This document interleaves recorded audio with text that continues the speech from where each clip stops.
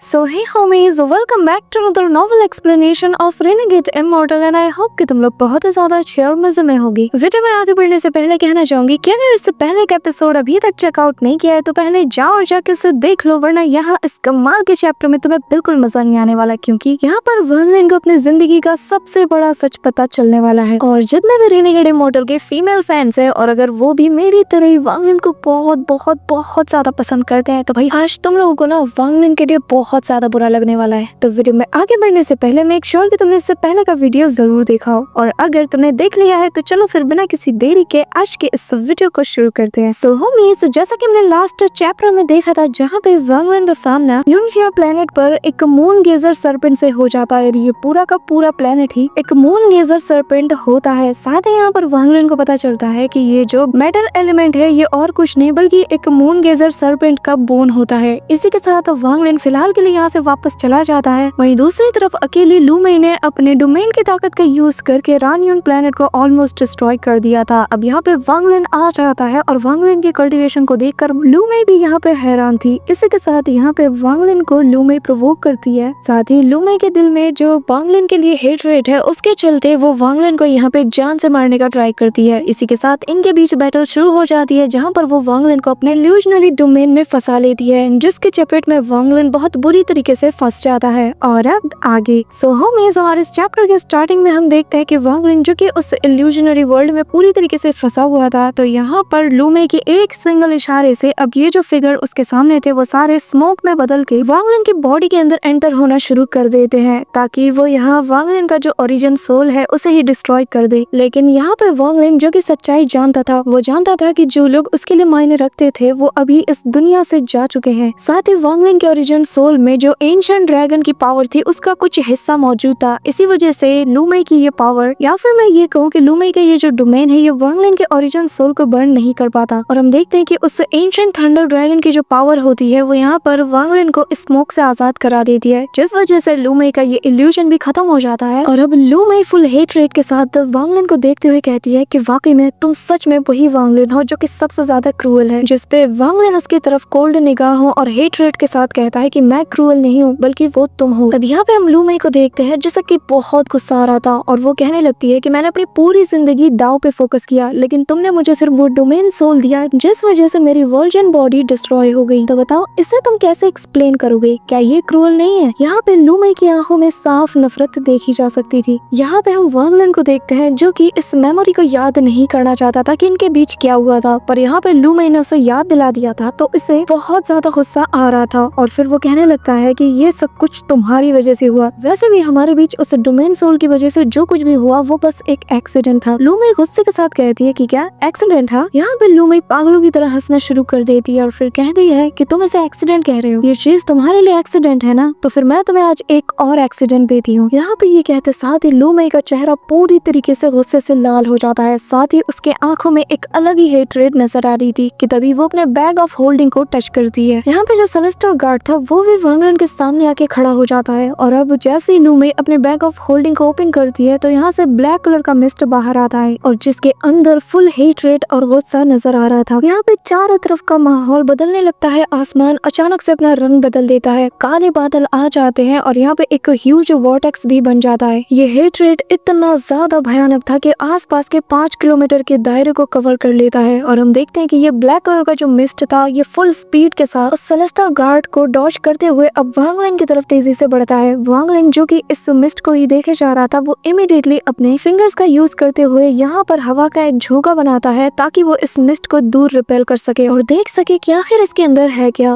Berlin ऐसा करता भी है और उसे यहाँ 2 आंखें नजर आती हैं। जब वर्लिन इन आंखों को देखता है तो उसे अपनी आंखों पे यकीन नहीं होता, वो पूरी तरीके से हक्का बक्का हो जाता है क्योंकि ये 2 ऐसी आंखें थी जिसमें प्योर हेटरेट थी, ऐसी हेटरेट की वर्लिन ने आज तक नहीं देखी थी। वर्लिन पूरी तरीके से हक्का बक्का था और बस उन आंखों को ही देखे जा रहा था। ऐसा लग रहा था कि वानो इस वक्त अपनी जिंदगी की सबसे बड़ी सच्चाई को देख रहा हूँ। जिस पल वर्लिन उन आंखों को देखता है तो उसके ओरिजिन सोल भी पूरी तरीके से कांप उठती है। वर्लिन अपने 2 कदम पीछे लेता है, अपने अटैक को भी पीछे करता है और बस उन आंखों को ही वो देखे जा रहा था। वर्लिन की जुबान लड़खड़ाती है और वो उसी आवाज में कहता है कि ये ऐसा नहीं हो सकता। इमीडिएटली हम देखते हैं कि वांग लिन की बॉडी में एक टेरिफाइंग पेन उसे फील होता है, उसका दिल यहाँ पे कांप उठता है और वांग लिन की आंखें इमीडिएटली लाल हो जाती हैं, इतनी ज्यादा लाल कि इस वक्त वांग लिन का बस चले तो वो लू मई की बॉडी के 1000 पीसेस करके जानवर को उसे खिला दे। जिसके बाद वांग लिन सेलेस्टियल गार्ड को इशारा देता है, जो कि उसके एक इशारे से शैडो में बदल जाता है और इस मिस्ट को पूरी तरीके से अपने अंदर कवर कर लेता है ताकि ये कुछ भी ना कर पाए। जिसके बाद वांग लिन लू मई की तरफ देखता नहीं और चिल्लाते हुए कहता है कि लू मई, इसके अंदर ये क्या है। ये सुनकर लू मई के चेहरे पर एक सेटिस्फेक्शन वाली स्माइल दिखती है, लेकिन उसकी आंखों में दर्द नजर आ रहा था। उसके चेहरे की जो हंसी थी ना, ये और बड़ी हो जाती है और वो कहने लगती है कि क्या तुम इसे पहचान नहीं पा रहे? नहीं, तुम जानते हो, क्योंकि तुम्हारी जो कल्टीवेशन है उसके हिसाब से तुम पहचान ही गए होगे कि आखिर ये क्या है। हाँ, ये हमारा बच्चा था। जिस चीज को तुम एक्सीडेंट कह रहे हो, उस एक्सीडेंट के बाद ही ये चीज हुआ और जिसे कि मैंने अपने बॉडी के अंदर ही रिफाइन किया, जिसमें मुझे सालों लग गई और इस प्रोसेस के दौरान इसे मैंने एक रिसेंट फुल स्प्रिट में बदल दिया और जब इसने कॉन्शियसनेस को गेन किया तब मैं इसे लगातार बस यही बताती आ रही थी कि ये उसके फादर की गलती है कि आज वो इस सिचुएशन में है। उसके फादर ने ही उसे छोड़ दिया, इसी वजह से उसके साथ ये हुआ और उसके फादर का नाम है वांग लिन। तुमने जो मेरे साथ किया है ना वांग लिन, ये इसकी सजा है। यहाँ पे वांग लिन मानो पूरी तरीके से हैरान हो चुका था। वो बस चुपचाप खड़ा होकर उस मिस्ट की तरफ देख रहा था। ऐसा लग रहा था वांग लिन के बॉडी के अंदर जान बची ही नहीं। वांग लिन बस यहाँ पूरी तरीके से हैरान था और उसके दिमाग के अंदर एक साथ इतने सारी बिजलियां कड़क रही थी कि वो समझ नहीं पा रहा था कि आखिर उसके साथ अभी अभी हुआ क्या। वांग लिन को ऐसा कुछ तब फील नहीं हुआ था जब उसे ऐसा लगा कि ली मुआन को बचाने का उसके पास एक चांस है। वांग लिन इस वक्त एक अलग ही माइंड स्टेट पे था। उसके दिमाग में इतनी ज्यादा हलचल हो रही थी कि ऐसे ही हलचल वांग लिन को तब नहीं हुआ जब उसका सामना तेंग हुआ युआन से हुआ। वांग लिन यहाँ पूरी तरीके से खामोश था। उसकी खामोशी ही इतनी ज्यादा डरावनी थी कि मानो कि जैसे उसके स्टॉप स्पेल के जरिए से उसने इस पूरी कायनात को ही रोक दिया है। ऐसे ही हम देखते हैं कि काफी वक्त बीत जाता है और फिर वांग लिन स्माइल करते हुए कहता है शुक्रिया। यहाँ पर लू मई वांग लिन का ये रिएक्शन देखकर पूरी तरीके से शॉक्ड थी। उसकी आंखों में हेटरेट था, लेकिन वो हैरानी के साथ पूछती है कि क्या तुम्हें दर्द नहीं हो रहा? छुपाने की कोशिश मत करो, क्या तुम्हें सच में जरा भी तकलीफ नहीं हो रही? वांग लिन यहाँ पे हंसता है और कहता है कि तुमने इसे रिफाइन करके इसे एक रिसेंट फुल स्प्रिट में बदल दिया। तो अगर तुम ये कर सकती हो तो फिर मैं इसे वापस से नॉर्मल कर सकता हूँ और अगर इसमें मुझे हजारों साल भी लग गए ना तो मैं वांग लिन फिर भी नहीं रुकूंगा और इसे मेरे पास लाने के लिए तुम्हारा शुक्रिया। यहाँ पे लू मई इसकी बात ही सुन के हैरान थी और वो कहती है कि नहीं, तुम ऐसा कभी नहीं कर सकते। पर जैसे ही उसकी बात खत्म होती है उससे पहले ही वांग लिन कहता है कि मैंने कहा कि मैं करूंगा और जब मैं किसी चीज को कहता हूँ कि ये मुमकिन है तो ये मुमकिन है। यहाँ पे अब वांग लिन इस मिस्ट से अपनी निगाहें हटा के सीधा लू मई की तरफ शिफ्ट करता है। उसकी आंखों में वो किलिंग इंटेंट नजर आ रहा था जो कि रेनेगेड इमॉर्टल के फ्रॉम द एपिसोड 1 से लेकर आज तक के जितने भी हमने एपिसोड देखे हैं ना, वांग लिन की आंखों में ऐसा किलिंग इंटेंट कभी नहीं दिखा। इसी के साथ वांग लिन कुछ नहीं देखता और अपने अंडरवर्ल्ड फिंगर को एक्टिवेट कर देता है। साथ ही वो यहाँ पे अंडरवर्ल्ड रिवर को भी एक्टिवेट करता है और वांग लिन इन दोनों को सीधा इसकी तरफ बढ़ा देता है। अब हम देखते हैं कि इसे देखते साथ ही लू मई अपने बैग ऑफ होल्डिंग में से अपने वान फैमिली से मिले इस ट्रेजर को बाहर निकालती है जो कि एक मिरर जैसा था और जैसे ही अंडरवर्ल्ड फिंगर इस मिरर से टकराता है तो यहाँ पे जमीन को फाड़ देने वाली इतना पावरफुल एक्सप्लोजन होता है कि लू मई को भी इसके शॉक वेव्स फील हो रहे थे। पर वांग लिन यहाँ पे ही नहीं रुकता, वो इमीडिएटली क्या करता है कि अपने 7 स्वॉर्ड फॉर्मेशन को भी वो आगे कर देता है। यहाँ पर ये देखते साथ ही लू मई अपनी जीप को काटती है और अपने पास से एक चीज को निकालते हुए वांग लिन की तरफ थ्रो करती है और हम देखते हैं कि ये नीडल जैसी नाइफ थी और जैसे ये अपीयर होता है ये वांग लिन के स्वॉर्ड फॉर्मेशन और उसके फिंगर ऑफ डेथ दोनों को रोक लेता है। साथ ही यहाँ पे 4th सोल अपीयर होता है। वहीं दूसरी तरफ हम देखते हैं कि फिंगर ऑफ डेथ और इन्हें काउंटर करते हुए वो नीडल ऑफ वांग लिन की तरफ तेजी से बढ़ रहा था, लेकिन वांग लिन उसे स्टॉप स्पेल के जरिए से रोक देता है और लू मई के सामने आके अपीयर होता है और फिर उसके फोरहेड पे अपने राइट हैंड को प्रेस करता है। यहाँ पे लू मई को बहुत ज्यादा दर्द हो रहा था। यहाँ पे भले ही एक्सेंडेंट केव अर्ली स्टेज पे, लेकिन इसके ये जो स्पेल्स है ना, ये मिड स्टेज ऑफ एक्सेंडेंट को बहुत इजीली मार सकते हैं। अब लू मई यहाँ पे भागने को देखती है पर वांग लिन उससे कहता है कि तुम भागना चाहती हो ना, लेकिन वांग लिन तुम्हें भागने नहीं देगा। वांग लिन यहाँ पे अपने 2 फिंगर्स के जरिए से स्वॉर्ड को बनाता है जिसके अंदर उस एंशिएंट ड्रैगन की थंडर एनर्जी भी थी और तेजी से लू मई की तरफ थ्रो कर देता है कि तभी वो जो ब्लैक मिस्ट था उसमें से एक तेज स्ट्रगल वाली आवाज आती है जो कि लू मई को देख कर आती है और वो ली आर कह के लू मई को आवाज दे देता है। अब यहाँ पे वांग लिन के कानों तक ये जो आवाज थी ना, ये एक ऐसी तेज तलवार की तरह थी जो कि वांग लिन के दिल को चीर रही थी। वांग लिन यहाँ पे ना चाहते हुए भी उसकी तरफ देखता है और उसकी आंखों में सैडनेस थी, पर वांग लिन बिना किसी हेजिटेट के अब दोबारा से लू मई की तरफ उसको चला देता है। यहाँ पे हम लू मई को देखते हैं जो कि पूरी तरीके से डेथ ऑरा में कवर थी, पर तभी यहाँ पर एक एक वॉर्टेक्स क्रिएट होता है जिसके अंदर से एक आर्म यहाँ पे बाहर आता है जो कि वांग लिन के उस फिंगर अटैक को रोक देता है, जिस वजह से वांग लिन के मुंह से खून की उल्टियां होने लगती है। और वांग लिन अभी भी उस वॉर्टेक्स को देखे जा रहा था कि तभी उसमें से एक बंदे की आवाज आती है जो कि कहने लगता है कि शुक्र है कि ये मरी नहीं। अब उस वॉर्टेक्स में एक हाथ निकलता है जो कि लू मेई को अपने अंदर घसीटना शुरू कर देता है। ये देखकर वांग लिन समझ चुका था कि ये हो ना हो ये हुआन फैमिली का एंसेस्टर है। तो वांग लिन चिल्लाते हुए कहता है कि अगर तुम लोग इसे बचाओगे तो मैं तुम्हारे साथ साथ पूरी फैमिली को मिटा दूंगा। यहाँ पे वांग लिन निकालता है अपने लिंग त्यानहू की वो स्वॉर्ड एनर्जी और उस वॉर्टेक्स की तरफ थ्रो कर देता है। और ये एंसेस्टर चिल्लाते हुए कहता है कि तुम्हारे पास जो पपेट है भले ही वो यिन और यांग स्टेज में है लेकिन वो फिर भी मेरा मुकाबला नहीं कर सकता। तुम लकी हो कि तुम इस बार बच गए। यहाँ पे हम देखते हैं कि ये वॉर्टेक्स डिसअपीयर हो जाता है लेकिन लिंग त्यानहू की वो जो स्वॉर्ड एनर्जी थी वो भी उस वॉर्टेक्स के उस पार चली जाती है। यहाँ पे जो हुआन फैमिली का एंसेस्टर था उसने अपने ओरिजिन सोल की मदद से एक स्पेल का यूज किया था जिस वजह से उसकी ओरिजिन सोल उसकी बॉडी से बाहर जाके लू मेई को उस वॉर्टेक्स के जरिए से ले आता है और एक कोने में फेंक देता है, जिसके साथ ही वो अब अपनी बॉडी के पीछे दौड़ता है क्योंकि वो समझ चुका था ये स्वॉर्ड एनर्जी बहुत पावरफुल है और किसी निर्वाणा स्कैरियल रेज के बंदे की है। तो वो क्या करता है कि वो जल्द से जल्द इस वॉर्टेक्स को कोलैप्स कराने लगता है और जैसे ये कोलैप्स हो जाती है वो राहत की सांस लेता है। लेकिन अगले ही पल यहाँ पर काउंटलेस अमाउंट में स्वॉर्ड एनर्जी अपीयर होती है और यहाँ ये जो सीक्रेट चैम्बर था इसमें एक के बाद एक दे दनादन एक्सप्लोजन होते हैं। यहाँ पे मैं बता दूं कि ये जो एंसेस्टर था ये 1000 इल्यूजन प्लेनेट के पास ही मौजूद एक प्लेनेट जो कि इनका सीक्रेट चैम्बर भी है वहाँ पे मौजूद था। इसी के साथ हम देखते हैं कि यहाँ इतने सारे एक्सप्लोजन के बीच ये एंसेस्टर उस मलबे के बीच से निकलता है। वो बहुत ज्यादा रिग्रेट कर रहा था कि आखिर वो क्यों लू मेई को बचाने गया क्योंकि यहाँ पर उसकी कल्टीवेशन ड्रॉप होने के साथ साथ बहुत ही ज्यादा अनस्टेबल भी हो चुकी थी। साथ ही उसे यकीन नहीं हो रहा था कि आखिर कोई इतना पावरफुल सीनियर एक जूनियर को इतनी पावरफुल अपनी स्वॉर्ड एनर्जी कैसे दे सकता है और वो हैरान था कि इतने ताकतवर बंदे को लू मेई जानती है। अब यहाँ पे हम देखते हैं कि पीछे वो सारी स्वॉर्ड एनर्जी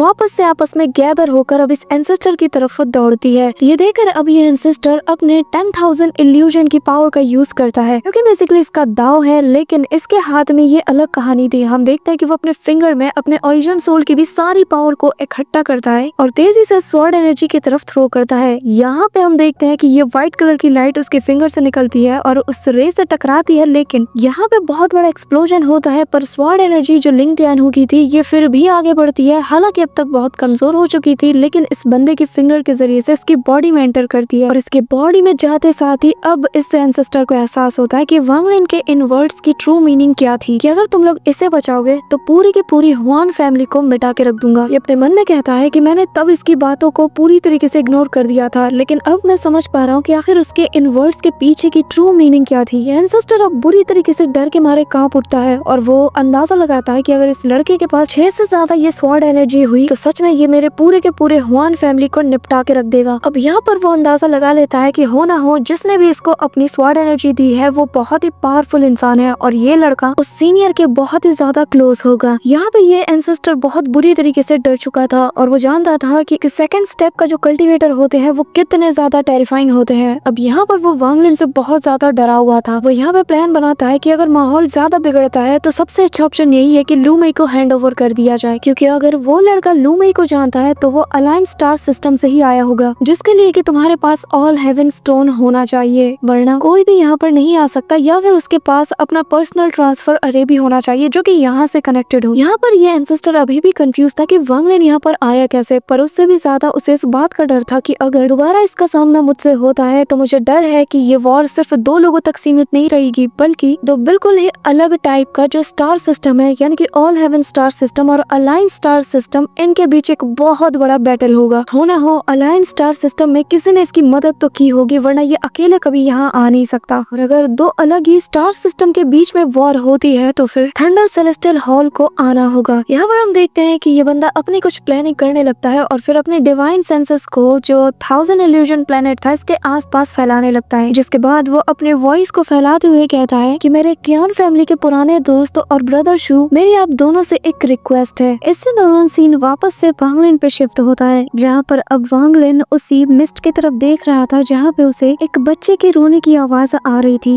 जो कि वांग लिन के दिल को ऐसे भेद रही थी कि वांग लिन बस उसी डायरेक्शन देखे जा रहा था। यहाँ पे वांग लिन उस मिस्ट को देखकर खुद से कहता है कि ये मेरा बेटा है, इस दुनिया में मेरा डायरेक्ट डिसेंडेंट। वांग लिन धीरे धीरे अब इस मिस्ट के करीब बढ़ रहा था जिसके अंदर उसे एक बच्चे का फिगर भी नजर आता है और इस वक्त वांग लिन की आंखों में एक जेंटलनेस नजर आती है। वो इससे पहले कि उस मिस्ट की तरफ अपना हाथ आगे बढ़ाता जिसे कि इस वक्त सेलेस्टियल गार्ड ने पूरी तरीके से कवर करके रखा था, वांग लिन थोड़ा हेजिटेट करता है, पर अगले ही पल वांग लिन उस मिस्ट की तरफ अपने हाथ को बढ़ा देता है जिसके अंदर से उसे एक बच्चे का फिगर नजर आ रहा था। और जब वांग लिन इस फिगर की तरफ अपने हाथ को बढ़ाता है तो ये बच्चा वांग लिन के हाथ को काट लेता है, उसकी उंगलियां चबाने लगता है। वांग लिन फिर भी अपने हाथ को बाहर नहीं खींचता, वो बस शांति से उस बच्चे को ही देखे जा रहा था जो कि उसकी उंगली को अपने नन्हे नन्हे दांतों से चबा रहा था। वांग लिन उसे देखे जा रहा था और फिर कहता है कि तुम्हारा नाम तुमने बताया कि ली। अब मेरे बच्चे, ली अच्छा नाम नहीं होता, इसीलिए आज से तुम्हारा नाम होगा पिंग,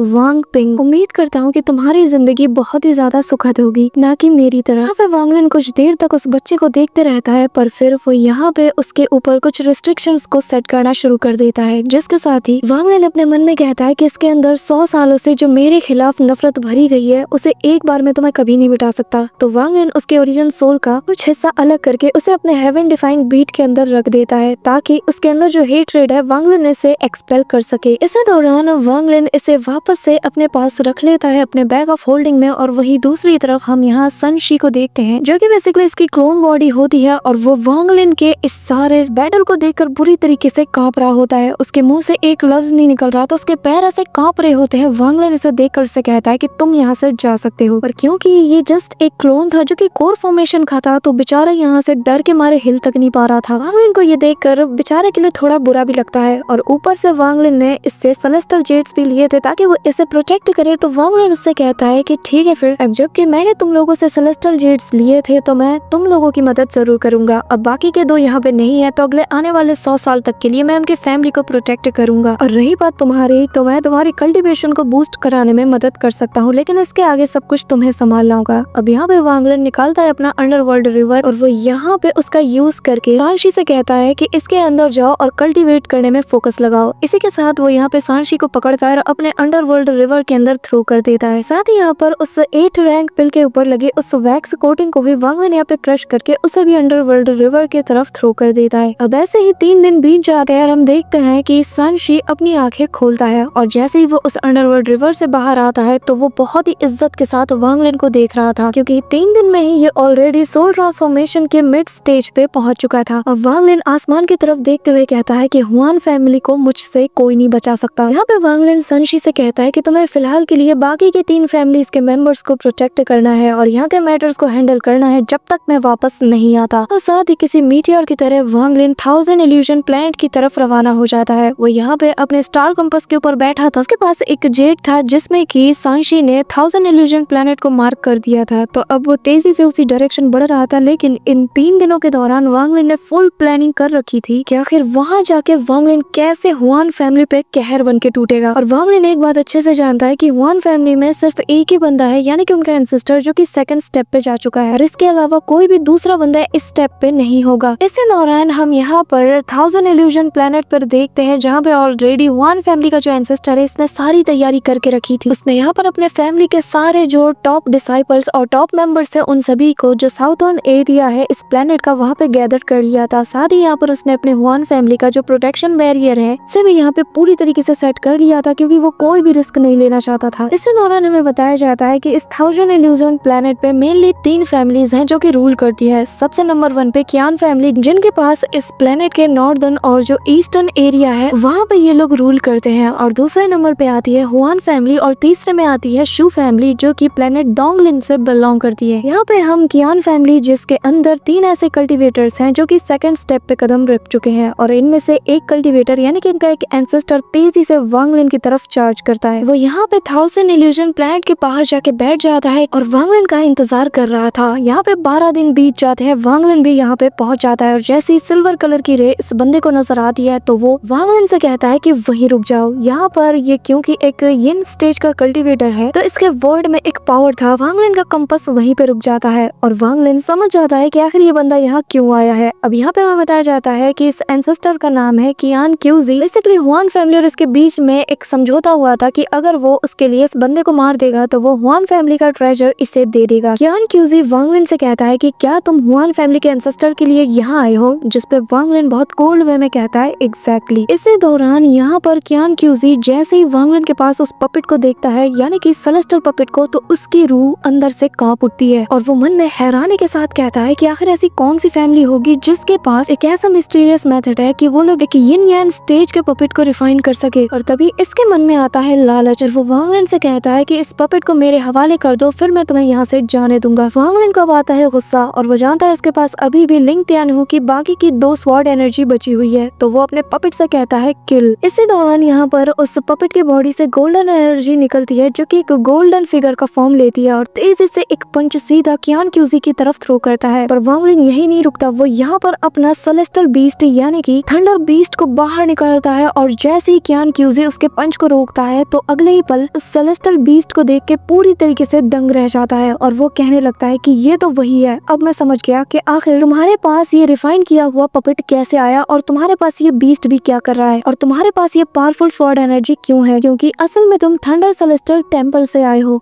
तो that's all for today guys. I hope कि तुम सबको आज की ये वीडियो काफी ज्यादा पसंद आई होगी। अगर हाँ तो वीडियो को लाइक करना, चैनल पे नए हो तो सब्सक्राइब करना, और हाँ अगर तुम्हें नेक्स्ट वीडियो जल्दी चाहिए तो जल्द से जल्द इस वीडियो पे 4K लाइक्स कंप्लीट करवा दो और 500 कमेंट, ताकि तुम्हें नेक्स्ट वीडियो कल ही देखने को मिल जाए। सो मिलते हैं नेक्स्ट वीडियो में, तब तक के लिए बाय।